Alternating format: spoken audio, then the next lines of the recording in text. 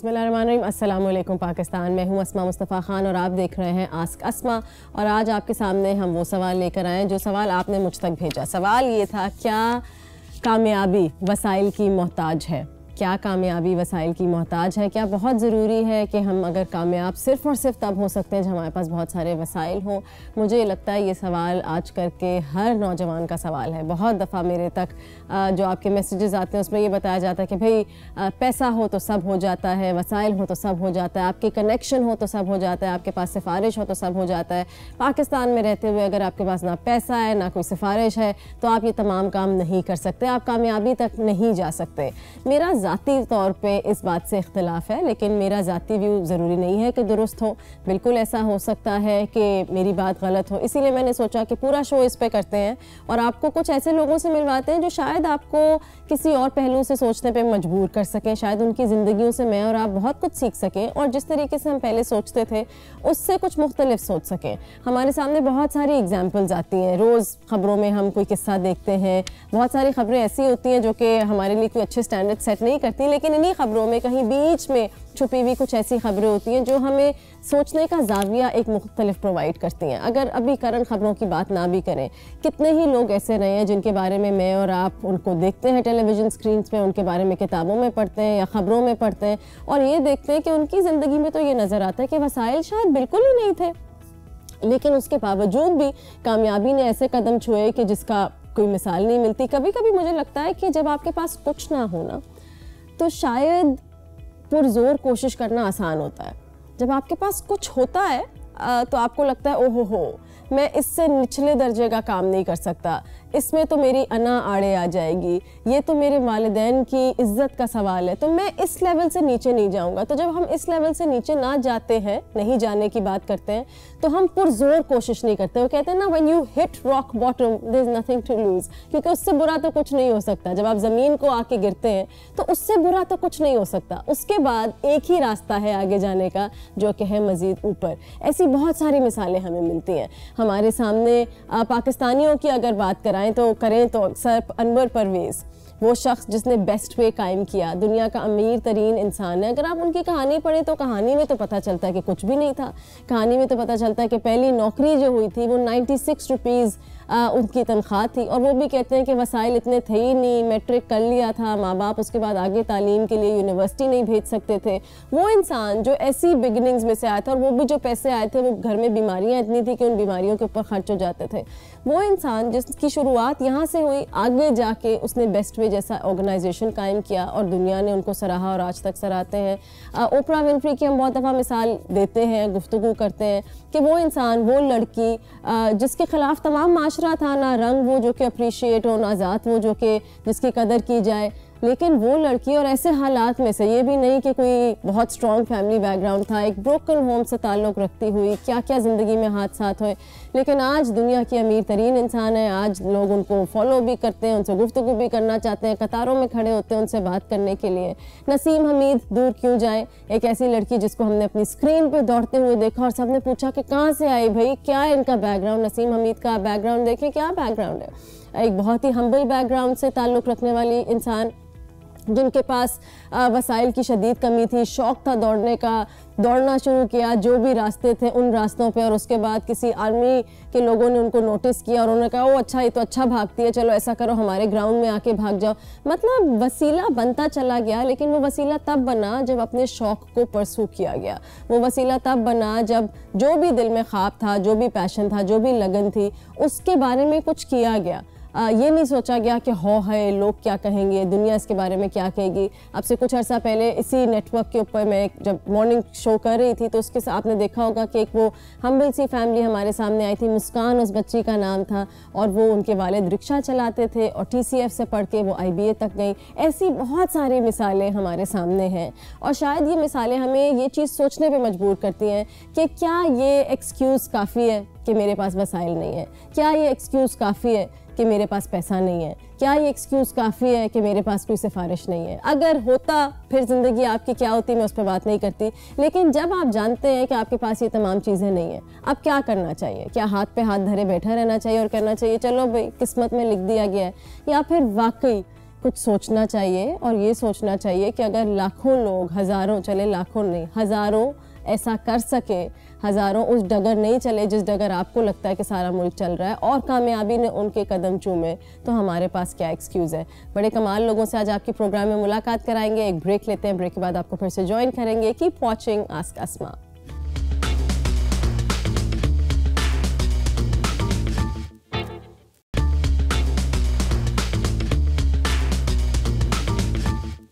Welcome back after the break. आप देख रहे हैं आस्क अस्मा और इस वक्त प्रोग्राम में हम शामिल करेंगे एक और ख़बर। और वो ख़बर क्या है? वो ख़बर वो है जिसने हमारी स्क्रीन्स पे चर्चा किया हुआ है। वो ख़बर है अनस हबीब की। आपने देखा होगा कि अनस हबीब के बारे में ख़बर आई कि एक ऐसा बच्चा जिसके वालिद साहब अखबार बेचते हैं और अनस की ख़बर ने इसलिए चर्चा किया क्योंकि अनस ने स्कोर किया 969 आउट ऑफ 1100 कॉमर्स ग्रुप के एग्ज़ाम्स जो कि हुए इंटरमीडिएट के। और ना सिर्फ उन्होंने इतने सारे नंबर हासिल किए बल्कि 43,021 स्टूडेंट्स में अनस ने टॉप किया। बहुत बड़ी ख़बर। ये साथ साथ आप हमारी स्क्रीन पे इसकी फुटेज भी देख रहे हैं। तो ये कहना कि हमारे पास अगर वसाइल ना हो तो हम ज़िंदगी में कुछ हासिल नहीं कर सकते, हाँ मुश्किल ज़रूर होगी।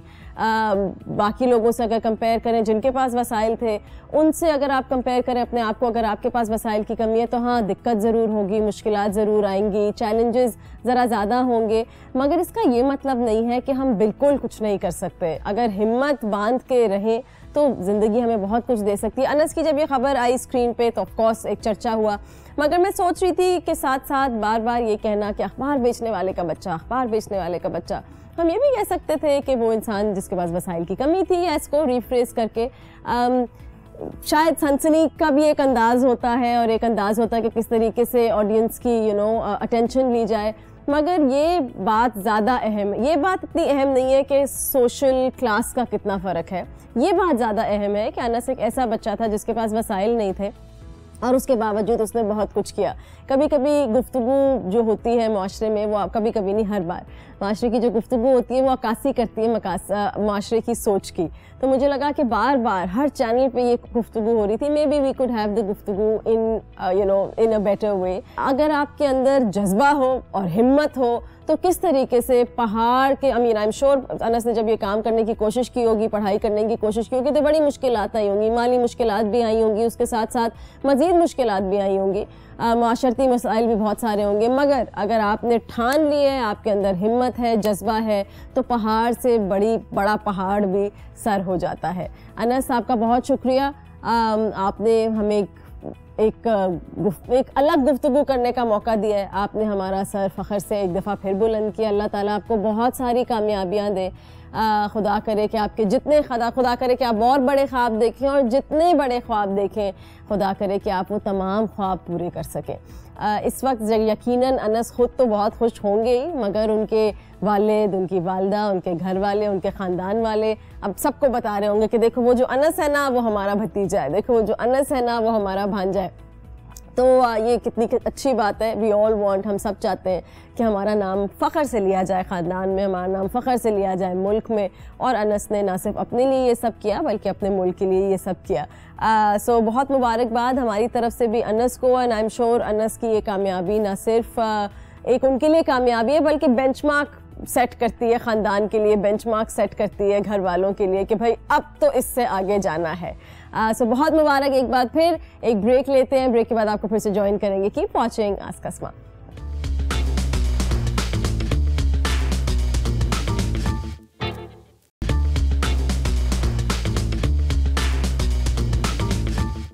Welcome back after the break. आप देख रहे हैं आस्क अस्मा और आज हम मिलना चाह रहे हैं, बात करना चाह रहे हैं बहुत सारे ऐसे लोगों से जिनकी ज़िंदगी में बहुत सारी मुश्किलात आई मगर उन्होंने हार नहीं मानी। हमें बहुत सारी मिसालें ऐसी मिलती हैं जिनके पास शायद कुछ नहीं था और उसके बाद बहुत कुछ आ गया।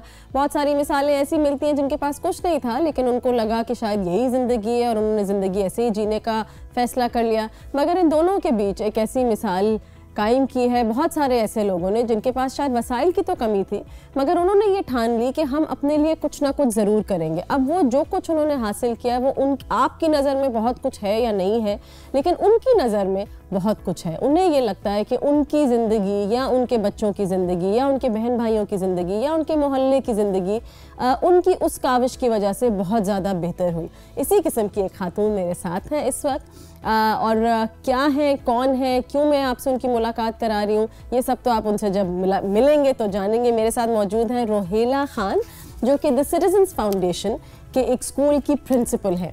रोहेला की स्टोरी क्यों ख़ास है, इनकी कहानी क्यों ख़ास है, आइए जानते हैं। अस्सलाम वालेकुम रोहेला। वालेकुम सलाम। थैंक यू वेरी मच, बहुत शुक्रिया आने के लिए।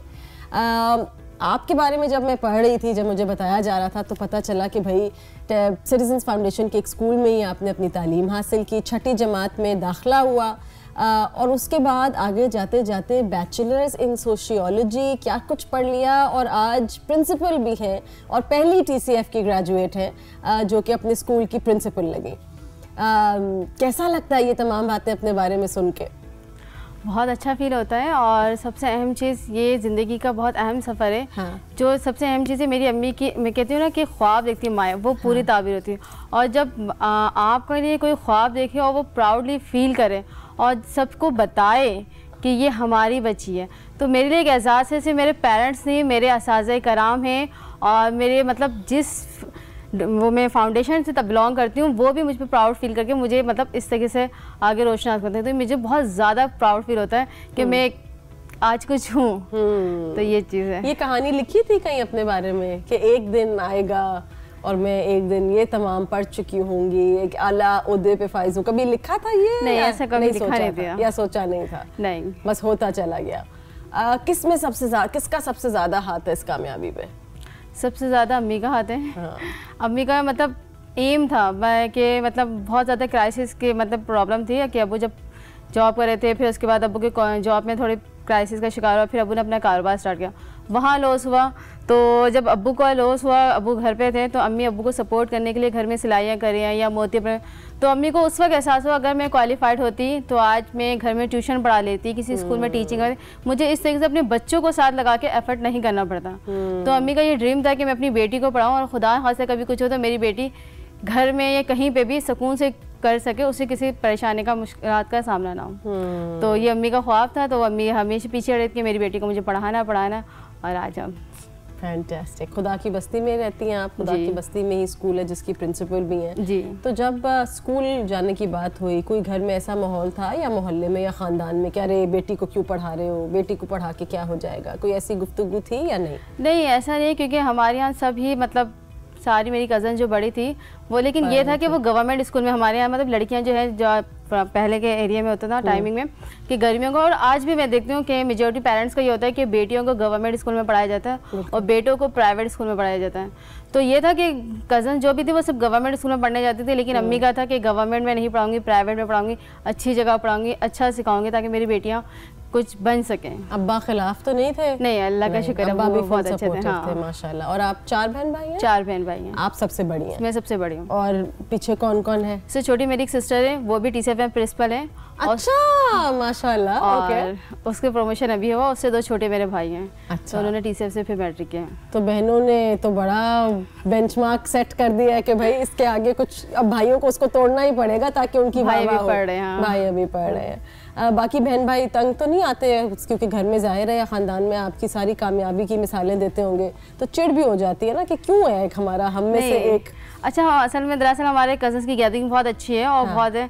अब जब कभी ऐसे सक्सेस की स्टोरी आती है तो पार्टी ट्रीट की शुरू होता है, तो वो हम सेलिब्रेट करते हैं। हाँ। कभी जेलसी फील नहीं होती है। तो ये क्यों सोचा कि मतलब आपने बैचलर्स किया सोशियोलॉजी में, कराची यूनिवर्सिटी से, तो कुछ और भी कर सकती थी, ये क्यों सोचा कि मुझे TCF का प्रिंसिपल बनना चाहिए? वापस मैं मतलब TCF में रहते हुए जब मैंने मैट्रिक किया, तो मैट्रिक करने के बाद जब मैं मतलब हमारे घर में थोड़ी ज़्यादा प्रॉब्लम हो गई थी, तो हम अपना घर, हम पहले शाहनवाज भुट्टो कॉलोनी में रहते थे, वहाँ से हम औरंगी शिफ्ट हो गए। तो हमारे मामू का मतलब अपना कारोबार था, तो हम वहाँ पे मामू के साथ काम किया करते थे। लेकिन उसी दौरान जब TCF के सेकंड बैच जब मैट्रिक कर लिया, तो TCF ने सोचा कि हम अपने बच्चों को, अलमनाई को मौका दें कि वो हमारे यहाँ के पढ़ाएँ। तो जब TCF अलमनाई को मैट्रिक बेस पे, क्योंकि TCF में तो ग्रेजुएशन या इंटर बेसिक हम टीचर्स नहीं रखा जाता, तो देन उन्होंने सिर्फ अपने स्टूडेंट को कि वो कहीं इधर उधर बेहरा रवि का, तो उनको जॉब फैसिलिटी प्रोवाइड की कि मैट्रिक बेस पे और अच्छी सैलरी पे। अदरवाइज आप एरिया में जाए तो हमारे एरिया में मैट्रिक वालों को 1500 2000 इससे ज़्यादा सैलरी नहीं मिलती, लेकिन TCF वो वाहिद इदारा है जहाँ बहुत अच्छी सैलरी हमें पे की जाती है। तो फिर TCF ने अपने बच्चों को मौका प्रोवाइड, तो देन फिर मैंने TCF में एज ए सब्स्टिट्यूट टीचर जब ज्वाइन करा था। अच्छा, तो आहिस्ता आहिस्ता फिर आहिस्ता आहिस्ता सब्स्टिट्यूट, फिर टीचर, फिर primary pre primary teacher, then primary teacher, फिर ELT, फिर प्रिंसिपल। जब पीछे मुड़ के देखती हो तो कोई एक आध आपके जहन में कोई ऐसा मोमेंट आता है जब आपको लगता है कि वो जो मैंने मुश्किल पार की या वो जो मैंने मसला हल किया उस पर वाकई अपने ऊपर फ़ख्र होता है? वैसे तो हमें फैमिली की तरफ से कोई इशू नहीं था, लेकिन वो सरकम मतलब क्राइसिस का इशू था, तो एजुकेशन कंटिन्यू करना हमेशा प्रॉब्लम बनती थी, क्योंकि अबू जब कारोबार करते थे तब लॉस हो जाता था। तो मतलब मैं क्लास 6 में थी तभी मेरी, तो मैं वहाँ से TCF में 4 में ज्वाइन करता, तो मेरी एक टीचर थी, उन्होंने मुझे सपोर्ट करा था कि रोहिला जब आप पढ़ने में अच्छे हो ना और आपको अपने घर में सपोर्ट करने का नीड है, आप छोटे बच्चों को ट्यूशन पढ़ा रहे हो। तो जब मैं छोटी थी तभी से मैंने KG 1 2 के बच्चों को ट्यूशन पढ़ाना शुरू करा। कौन सी क्लास में थी? तो KG क्लास 5 से ही। क्लास 5 में थी तो ट्यूशन पढ़ाना शुरू कर दिया। तो मेरे पास फिर ये कि मैं अपने पेरेंट्स के थोड़ा सपोर्टर बन गई। देन इसके अलावा अम्मी सिलाई करती थी, तो मैं अम्मी के साथ सिलाई में भी हेल्प करवाने लगी। ये है कि मैं रातों में मतलब अम्मी के साथ काफ़ी रात तक जाकर सुबह से अम्मी के साथ किया करती थी। दैन जब मैट्रिक में मैं पहुंची तो उस वक्त और बहुत ज़्यादा प्रॉब्लम हो गए थे हमारे कि मैं खुद भी बीमार थी। दैन उस वक्त जो ना मैंने फिर स्टार्ट किया वैक्सीनेशन, क्योंकि मुझे मैट्रिक 9-10 की फ़ीस पे करने में प्रॉब्लम थी। फिर मैंने वैक्सीनेशन करा और वैक्सीनेशन से जो मुझे अमाउंट मिला, तो मैंने वैक्सीनेशन क्या मतलब? पोलियो की कतरे जो पिलाए जाते हैं, ओके। तो फिर मैंने वो करा। दैन उससे जो मुझे अमाउंट मिला फिर मैं अपनी 9-10 की जो फीसेज है वो पे की थी। तो किसी वक्त भी ये मैंने ज़िंदगी में मतलब बहुत मेहनत से करी, लेकिन अम्मी ने कभी एजुकेशन को छोड़ने नहीं दिया कि हम बहुत प्रॉब्लम है कि आप पढ़ाई छोड़ दो, घर पे बैठ जाओ। लेकिन हमारा ये था कि हम कुछ ना कुछ काम करते रहते थे घर पे, कभी ज्वेलरी मेकिंग कर ली, कभी सिलाई कर ली, कभी टॉयस जो होते हैं वो बना लिया। इसी से मुख्तलिफ काम करते रहे और बस यही हमारी जो मतलब है कि हमने मेहनत बहुत करी और आज अल्लाह ने मेहनत का फल दिया। आगे क्या है बड़ा ख्वाब? बड़ा ख्वाब मेरा है कि मैं अपनी TCF में ही जो ना मतलब एजुकेशन मैनेजर बनूं और देन उसके बाद गवर्नमेंट में एजुकेशन मैनेजर बन के जो चीज़ मैंने अपने TCF से सीखा, मेरे TCF का जो एम है वो मैं गवर्नमेंट में अप्लाई करके अपने पूरे पाकिस्तान कंट्री में लेकर आऊँ। वाह, ख्वाब हो तो ऐसा। थैंक यू वेरी मच राहिला, बहुत शुक्रिया प्रोग्राम में आने के लिए। क्या कमाल, सोच एक बेहतरीन चीज़ है। अगर इसको कैद कर लें तो ज़िंदगी भी कैद हो जाती है, मगर अगर इसको आज़ाद कर लें तो पूरी ज़िंदगी कमाल हो जाती है। एक ब्रेक लेते हैं, ब्रेक के बाद आपको फिर से ज्वाइन करेंगे। कीप वॉचिंग आस्क अस्मा।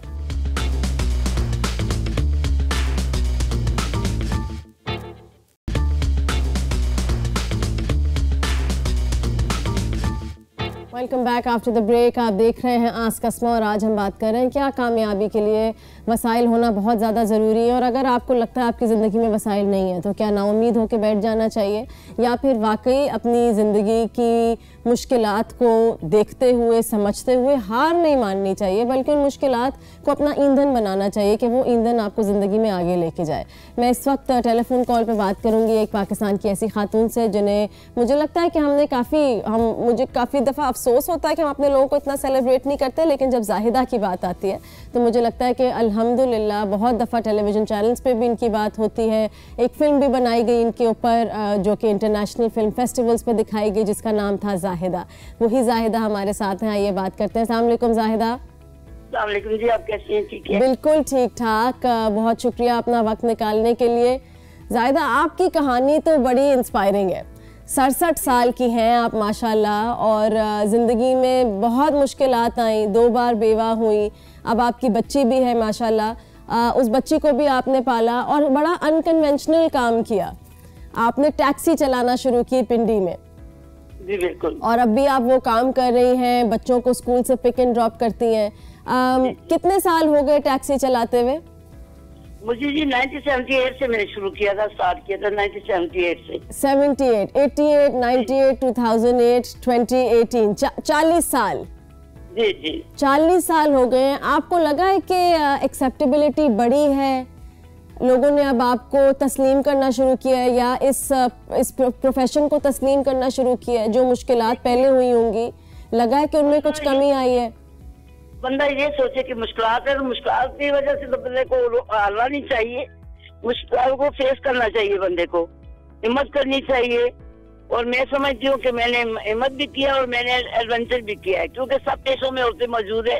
ये बात पेशा था जिसमें औरत नहीं थी, तो मैंने एडवेंचर किया और अल्लाह पाक ने इसमें मुझे कामयाब किया। आज आपके सामने हूँ मैं। पाकिस्तान के 36 अवार्ड मेरे पास हैं। कितने अवार्ड हैं आपके पास? जी 36 अवार्ड है, माशाल्लाह। जी, मैं वही जी, कह रही थी जायदा कि कभी कभी बहुत अफसोस होता है कि कुछ लोगों को हम चले उनकी मदद तो क्या करनी है, लेकिन उनको इतना सराहते नहीं है जितना सराहना चाहिए। पर आपसे बात करके मुझे खुशी होती है कि आपके बारे में बात भी होती है, सराहा भी जाता है। आप इस बात से अग्री करती हैं? मैं पता क्या एक्चुअली बात है, जो मुझे दुख है, क्योंकि मैं आपको पता है कंटिन्यू ये काम कर रही हूँ। 5 बेटियों की शादी की है, 2 बेटों की शादी की है, अपनी हिम्मत और अपने बल बोते पे। लेकिन दुख ये है कि इन 45 सालों में कभी गवर्नमेंट ने मुझे नहीं किया कि देखिए ना, गाने वाली कोई वाल दे सकते हैं। तो मैं तो मेहनत कर रही हूँ, स्ट्रगल किया मैंने, जिंदगी में काम किया है मैंने, अपनी मेहनत नहीं की, तो मुझे भी गवर्नमेंट को वाल देना चाहिए था। बिल्कुल। हुकूमत की बात करें तो फिर तो बहुत कुछ होना चाहिए, लेकिन खुशी ये है कि इसी हुकूमत को देखते हुए, इसी मुल्क में रहते हुए आपने हिम्मत नहीं हारी। ज़ाहिदा जब 40 सालों पे मुड़ के देखती हैं तो कौन सा ऐसा लम्हा जहन में आता है जो कि सबसे ज्यादा तकलीफ दे था या सबसे ज्यादा मुश्किल था आपके लिए? अब एक्चुअली आपको मैं बताऊं, अब मैं जिस स्टेज पे हूँ, मैं ज्यादा मेहनत नहीं करती हूँ, शुगर पेशेंट हूँ, ब्लड प्रेशर की मरीज हूँ।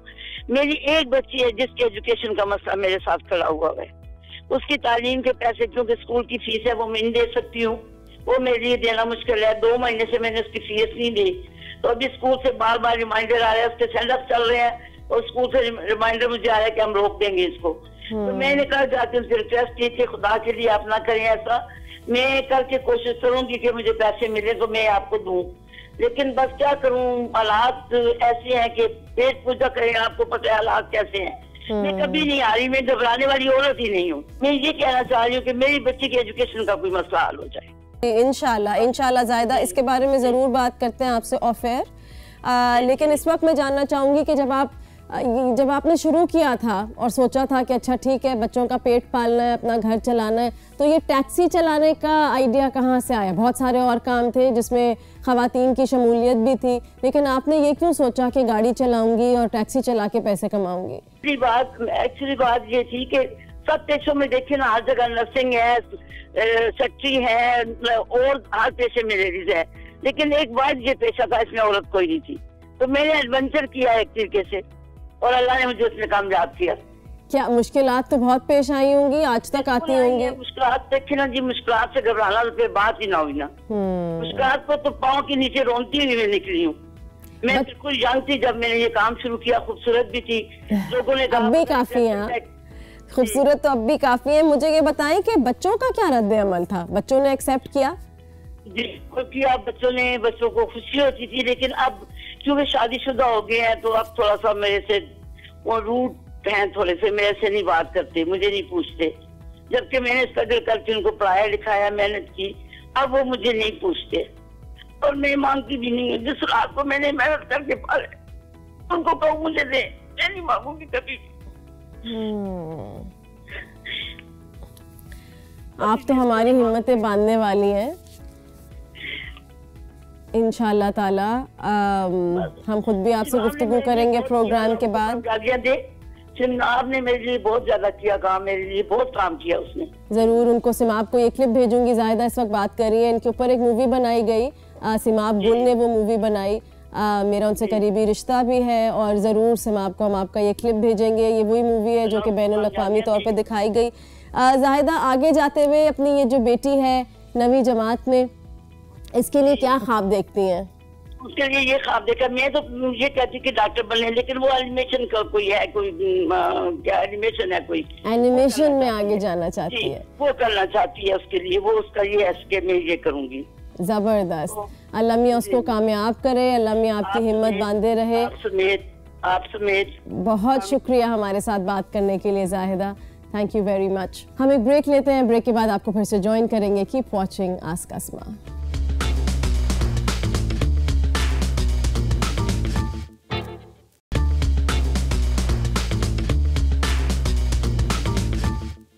Welcome back after the break. आप देख रहे हैं आस्क अस्मा, और जिन्होंने मुझे सवाल भेजा था कि क्या कामयाबी मुमकिन है अगर वसाइल की कमी हो, मुझे उम्मीद है कि आज के प्रोग्राम से आपको कुछ ना कुछ जवाब मिला हो। हमारे ज़िंदगी में हम कहते हैं ना कि ये मैं और आप डिटर्मिन नहीं कर सकते कि हम कहाँ पैदा हों, किसके घर पैदा हों।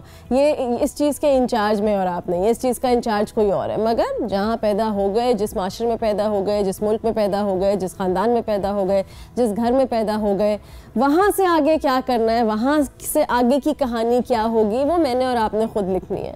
और वो कहानी ऐसी ही होनी चाहिए कि वो कहानी ऐसी हो जो हम खुद लिखें। हम मुआशरे को वो कहानी ना लिखने दें, हम ख़ानदान वालों को वो कहानी ना लिखने दें, बल्कि अपनी ज़िंदगी की कहानी खुद लिखें। इस वक्त मैं एक और बच्ची की भी बात करना चाहूँगी माहीन बलोच की। माहीन बलोच जिन्होंने मिस्ताक फाउंडेशन कायम की, और ये फाउंडेशन किसके लिए कायम की? उन्होंने कायम की बच्चों के लिए, मुफ्त तालीम के लिए। हम चाहते हैं, हम बात तो बहुत करते हैं कि हुकूमत को ये आसाइशें देनी चाहिए, मुल्क में तालीम आम होनी चाहिए, हर बच्चे का हक़ है पढ़ना लिखना, उसको ये हक़ देना चाहिए। मगर या तो हम सिस्टम को बैठ के रो सकते हैं और कह सकते हैं काश ऐसा होता, मगर माहीन उनमें से नहीं थी। माहीन रोने वालों में से नहीं थी, माहीन सिर्फ दुखड़ा करने वालों में नहीं थी, बल्कि माहीन ने कहा कि ज़िम्मेदारी मैं अपने हाथ में लूँगी और मैं चीज़ों को बेहतर करके दिखाऊँगी। 10वीं जमात में थी तो ये सिलसिला शुरू कर दिया, जो बच्चे होते थे रोड पे उनको तालीम देना शुरू कर दिया, और उन बच्चों के साथ जिनको देखा कि ये नहीं खुद से हासिल कर सकते तालीम। फिर जब थोड़ा मामला बढ़ गया तो ये किस्सा अपने वालिद अब्दुल वाहिद के पास लेके गई, और फिर अपने फ्री टाइम पे बच्चों को पढ़ाना शुरू किया। 4 बच्चों से शुरू किया था और आज माशाल्लाह इतना कमाल स्कूल चला रही हैं। माहीन ने ये देखा कि शायद उनकी ज़िंदगी में इतने मसाइल नहीं हैं जिनको उन्होंने सर करना है, हल करना है, लेकिन ये देखा कि माशरे में और बहुत सारे लोग हैं जो कि बहुत सारे मसाइल से गुजर रहे हैं। What is it that I can do for them? कभी कभी हमारी ज़िंदगी में वो मसले नहीं होते, लेकिन अगर हम फॉर्चुनेट हैं, अगर हम खुशकिस्मत हैं कि हमारी ज़िंदगी में इतनी आजमाइशें नहीं हैं, तो शायद इस तमाम प्रिविलेज के साथ, इस तमाम आसाइश के साथ हमारे कंधों पे ज़िम्मेदारी बढ़ जाती है। और वो ज़िम्मेदारी ये है कि वो जिनके पास वसाइल की कमी है, हम उनके लिए ज़िंदगी में कुछ बेहतर कर सकें, उनकी ज़िंदगी कुछ बेहतर कर सकें। एंड माहीन एक खड़ी खुली मिसाल है इसी चीज़ की। माहीन बहुत शुक्रिया, आप जो कर रही हैं, बड़ा कमाल काम कर रही हैं। you've inspired I'm sure many, बहुत सारे बच्चे जिनको आप तालीम दे रही हैं, I'm sure आप उनके लिए एक रोल मॉडल हैं। और आपकी ख़बर से यकीनन आप ना सिर्फ उन बच्चों के लिए रोल मॉडल हैं, बल्कि बहुत सारे और नौजवानों के लिए जो ज़रा नाउम्मीद हो जाते हैं, परेशान हो जाते हैं और सोचते हैं कि अच्छा अब ज़िंदगी में मज़ीद क्या है, और इतना प्रोडक्टिव काम नहीं करते जैसे आप कर रही हैं। सो बहुत बहुत शुक्रिया for doing what you doing. ज़िंदगी में ये तमाम काम जो हम करते हैं, स्पेशली वो काम जैसे रोहेला ने बताया कि मैंने सोचा कि मैंने इतना कुछ सिटीजन्स फाउंडेशन से हासिल किया, मुझे कुछ वापस देना चाहिए। माहीन ने सोचा कि मेरी ज़िंदगी में तो मसले नहीं हैं, लेकिन मुझे किसी और की ज़िंदगी से मसले ख़त्म करने चाहिए। ये तमाम ज़िंदगी में जो ये ख्वाहिश होती है to give back to the society, ये बड़ी अहम है, क्योंकि ये हमारी ज़िंदगी में मानी लाती है। 2 चीज़ें हैं जो ज़िंदगी को आगे लेके जाती हैं, एक है खुशी और एक है मानी।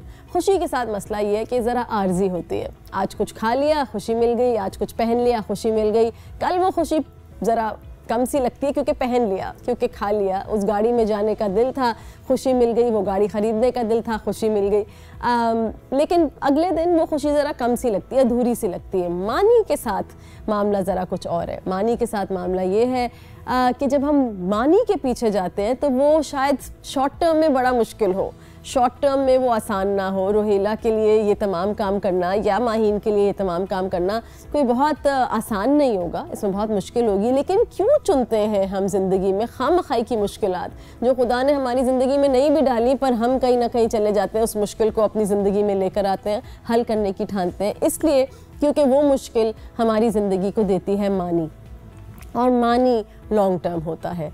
खुदा करे कि मैं और आप पुरमानी ज़िंदगी गुजार सके, क्योंकि जो उसमें खुशी है वो काफ़ी लंबा अरसा साथ देती है, जो मानी में खुशी है वो काफ़ी लंबा अरसा चलती है। इसीलिए हम अपनी ज़िंदगी में मुश्किल काम करना चाहते हैं। वालिदैन की तबीयत ख़राब हो जाती है तो हम चाहते हैं कि उनके साथ वक्त गुजारें। बहुत खुशी का काम नहीं है, लेकिन इसलिए करते हैं क्योंकि वो ज़िंदगी को पुरमानी करता है। वसाइल अगर आपके पास है तो कामयाबी की डेफिनेशन कुछ और होनी चाहिए। अगर आपके पास वसाइल हैं तो कामयाबी ना सिर्फ आपकी होनी चाहिए, बल्कि आपके इर्द गिर्द आपसे जुड़े बहुत सारे और लोगों की होनी चाहिए। और अगर वसाइल की कमी है तो ये सोच लें कि आगे आने वाली कहानी आपने खुद लिखनी है। जो हो गया सो हो गया, जहाँ हम पैदा हो गए, जहाँ हम पले बढ़े, all that had to happen has happen. ज़िंदगी आगे कैसे बढ़ेगी इसका फ़ैसला आपने करना है। बहुत शुक्रिया प्रोग्राम देखने के लिए। अपना फ़ीडबैक ज़रूर दीजिएगा।